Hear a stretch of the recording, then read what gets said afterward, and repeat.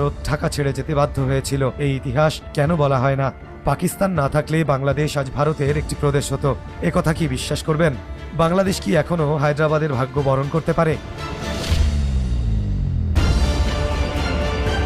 বিশাল সামরিক বাহিনী নিয়ে বিশ্বের চতুর্থ বৃহৎ সামরিক শক্তির মালিক ভারত, আমাদের প্রতিবেশী। পাশাপাশি হলেও তাদের সাথে আমাদের সামরিক সক্ষমতার কোনো তুলনাই চলে না।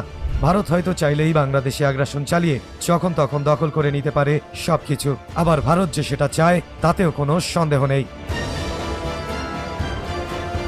অন্যদিকে পাকিস্তানের সামরিক শক্তি আজকের এই অবস্থানে না হয়ে যদি আমাদের মতো হতো, তাহলে ভারতকে কখনোই কাউন্টার দিতে পারত না দেশটি।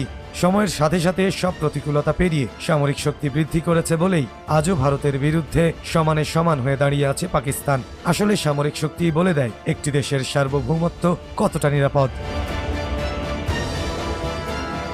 এই যখন ভৌগোলিক